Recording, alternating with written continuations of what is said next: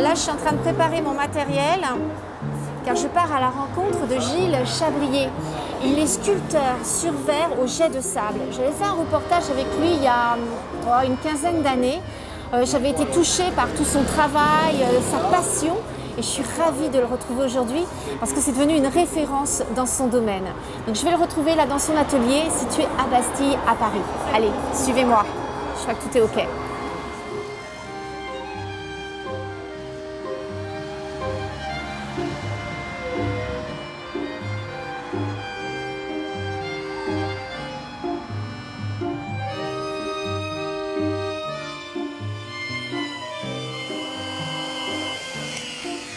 Bonjour Caroline, bienvenue.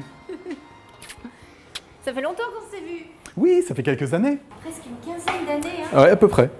Alors explique-moi un peu, explique-moi ton métier. Alors, je vais plus vous parler de la gravure sur verre au jet de sable. Ça c'est plutôt original, c'est pas commun? Alors, c'est un métier qui date du début du siècle, du XXe siècle. Mon grand-père a ouvert cet atelier ici en 1928. Il y avait quelques ateliers. Les cristalleries avaient leur propre atelier de gravure au sein de la cristallerie ou de la manufacture. Et mon grand-père est un des pionniers à avoir ouvert au public, à tout public, l'atelier de gravure sur verre, au jet de sable. Donc, il a commencé à travailler pour les cristalliers, bien sûr, Marino, Sabino, Lalique, et après a créé ses propres modèles et surtout suivi les grands décorateurs des années 30. Oui, c'est ça. Et là, justement, c'est du verre des années 30, enfin, en tout cas, le motif. C'est un motif, oui, à tendance un petit peu art déco, avec effectivement les drapés de la femme, mais plus un travail, on va dire, romantique. C'est pour un palace à Londres et c'est la reproduction d'un motif de staff du plafond qui va se retrouver positionné sur le comptoir de réception. C'est-à-dire, en fait, là, c'est la première étape qu'on a ici. Là, c'est l'étape de gravure terminée. La gravure au jet de sable est finie, tout le volume est complètement mat par la piqûre du sable.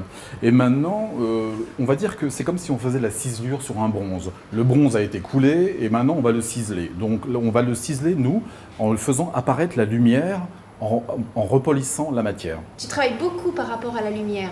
C'est important, c'est important. Le verre, pour moi, ne peut pas être conçu sans lumière. Donc on pense lumière par rapport au polissage, par rapport au nombre. Par exemple, sur ces feuilles d'arbres, ici, vous avez 3 passages. Vous avez une feuille en relief, une feuille un petit peu moins en relief et une feuille encore plus en creux.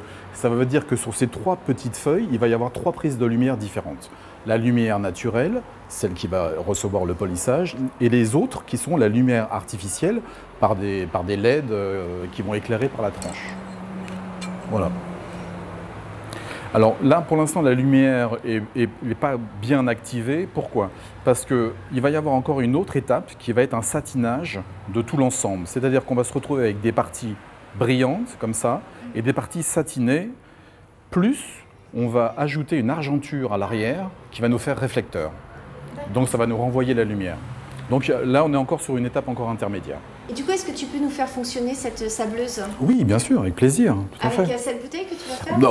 On va faire l'essai sur cette bouteille. Ce sont des séries de magnum, de grands vins, où on personnalise les bouteilles en fonction du chai. Donc là, tu as mis des pochoirs. Voilà, c'est la technique du pochoir, un pochoir adhésif, découpé par informatique. Posé sur le support, hein, donc en l'occurrence le magnum, et ensuite on passe à la sableuse. Alors c'est du vrai sable qui est envoyé ou... Ce n'est plus du vrai sable. À l'époque de mon grand-père, c'était du sable, et c'est pour ça que ça s'appelait du sablage. Aujourd'hui, ce sont des oxydes d'aluminium, plus communément appelés corindon. Donc c'est une matière très très dure, mais qui surtout nous protège les poumons de la silicose. Et oui, c'est ça. Absolument. Avant, les artisans n'étaient pas protégés. Gros problème de silicose silicose avec la silice, donc le sable. Et ça fait du bruit? Énormément, et beaucoup de poussière. Ah ouais? Voilà Caroline, donc voilà, vous êtes devant la sableuse. La sableuse, la cabine qui ne date pas de 1928. Par contre, la sableuse qui est au sous-sol, elle, est d'époque, hein, donc 1928.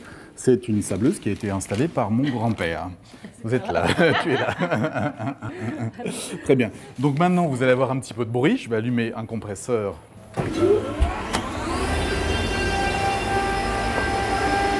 et une aspiration. Les gants de protection, bien sûr, pour les mains. Toutes les matières de protection sont du caoutchouc. Le sable rebondit dessus et n'a pas d'action.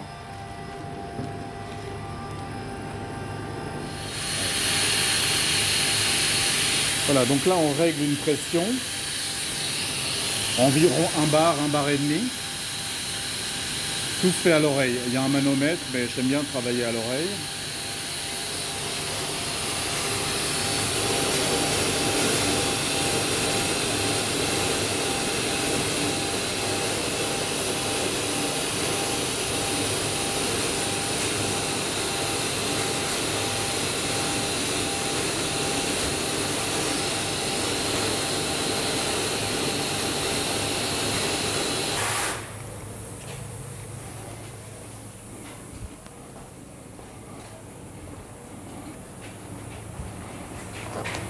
Donc là maintenant, tu vas enlever les pochoirs. Alors l'étape de la gravure est terminée. On peut passer à l'échenillage, hein, ce qu'on appelle, c'est-à-dire on enlève le pochoir qui a servi de matrice au décor, à la gravure du décor. Alors vous avez compris que toute la difficulté là, c'est de ne pas percer la bouteille. Ah oui. Eh oui, celle-ci est vide, mais j'en grave beaucoup qui sont pleines de grands crus. Et oui, là voilà. on voit le dessin. Voilà, on a un creux de un petit millimètre. Hein. On le sent bien à l'ongle. On a un creux d'un petit millimètre, ce qui n'affaiblit pas, quasiment pas le flacon et qui permet après un remplissage de ce nectar. Sinon, il y a d'autres motifs que tu travailles? Oui, qui peuvent être inspirés d'art déco, mais qui sont remis au goût du jour, avec des ajouts de matière. Par exemple, là, on rajoute des perles, toujours pour la prise de lumière, mais pour imiter le galucha, donc complètement art déco. Là, ce sont des décors inspirés de tissus. C'est une source d'inspiration inépuisable pour moi, l'impression tissu. Donc là, un tissu du salon première classe du Normandie, fait par Ruhlmann, donc, mais remis au goût du jour avec une peinture un petit peu métallisée, donc toujours dans la recherche de nouveaux décors. Et avec les sources froides, c'est vraiment... voilà. Est-ce qu'il y a aussi un travail de restauration que tu fais? Oui, bien sûr. Ça fait partie du travail ancestral de la maison, on va dire. Donc, je ne peux pas refuser de restaurer un flacon. Bon, ça, c'est pas un flacon très vieux, il doit être 1970-1980. Oui, c'est ça, c'est qu'en plus, il y a un travail sur l'histoire, sur la recherche. Tout à fait, tout à fait. Je veux dire, là, vous avez un travail aussi, la feuille d'or de Poyra. C'est un travail qu'aurait pu faire mon grand-père. Donc, je me dois de le restaurer. Bon, bah merci Gilles pour tout cet enseignement. On a appris plein de choses. C'est moi qui vous remercie, Caroline. Et alors, donc, on se retrouve dans 15 ans ou un peu avant? Peut-être un tout petit peu avant. On essaie, hein. On essaie de se voir avant. Un petit peu avant. Moi, je t'embrasse. Au revoir. Et merci de ton accueil. Et à très vite. Très vite. Nous, on se retrouve dès le mois d'octobre dans le numéro d'Antiquité Brocante. Alors surtout, vous n'oubliez pas, vous laissez des commentaires et vous vous abonnez à ma chaîne YouTube. On se retrouve très très vite. Ciao!